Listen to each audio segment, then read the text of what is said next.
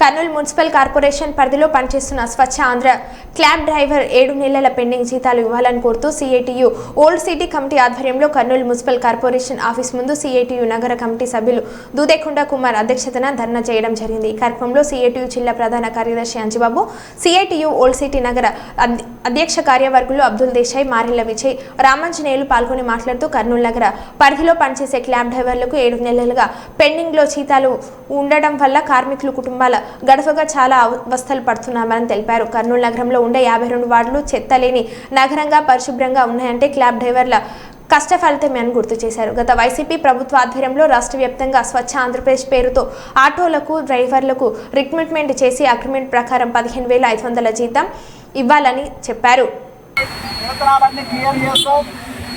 భవిష్యత్తులో రోజువారీ కూలీ మాదిరి నెల మీ డబ్బులు మీకు ఇస్తాము అని చెప్పి ఒప్పందం చేసుకున్న తర్వాత ఎట్లయినా ఒకటే మన పని భద్రత మనకు అవసరము, రాష్ట్ర వ్యాప్తంగా ఎట్లా ఉంటే అట్లా జరుగుతుంది అని చెప్పి ఆ రోజుల్లో ఒప్పుకోవడం జరిగింది. కానీ ఏదైతే ఒప్పందం చేసుకున్నామో 400 రూపాయల లెక్కన మరి ఇవ్వాలని అది అధికారులు అమలు చేయడంలో చాలా తీవ్రమైనటువంటి నిర్లక్ష్యాన్ని ప్రదర్శించారు. మధ్యలో మనం అధికారుల్ని కలిసినాం, అయినా అధికారులు మేము చెప్పిన మాట వాస్తవమే కానీ ఇవ్వలేకున్నాము అని చెప్పి అనడం జరిగింది. కమిషనర్ కూడా నేను మాట తప్పినాననుకో అని చెప్పి ఆయన మాట తప్పిన విషయాన్ని ఆయన ఒప్పుకోవడం కూడా జరిగింది. అంటే ఇంతకంటే దుర్మార్గమైనటువంటి విషయం మరొకటి లేదు. అవును, మేమైతే ఆ రోజు ఒప్పుకున్నాం కాబట్టి ఏదో ఒక పద్ధతుల్లో మీకు అరేంజ్ చేస్తాం, ఆ రకంగా మీకు జీతాలు ఇస్తామని చెప్పి కమిషనర్ కూడా చెప్పలేనటువంటి పరిస్థితి. ఆయన ఇప్పుడు ట్రాన్స్ఫర్ అయ్యి వెళ్ళిపోయాడు. కొత్త కమిషనర్ రావాలా? ఇప్పటి వరకు మనం వెయిట్ చేయకుండా ఇది 1 రోజు 2 రోజులు మనం ఆందోళన చేస్తే కాబట్టి గతంలో మాదిరి అవసరమైతే మళ్ళీ సమ్మె చేయడానికి లేదంటే అన్ని ప్రజా సంఘాలని కలుపుకొని మనము ఆందోళన చేయడానికి కూడా మనం అంతా కూడా సిద్ధంగా అవసరము ఈరోజు ఉంది. ఈరోజు ప్రభుత్వం మారింది.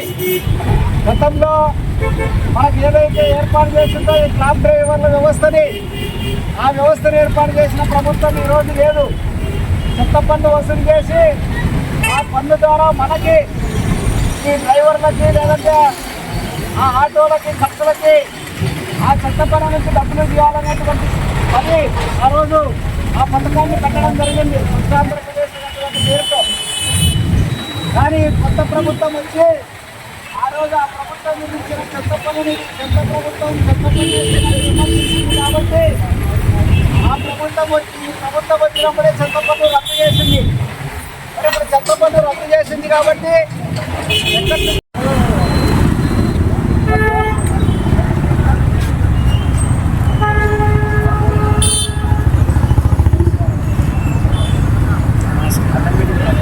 లేదా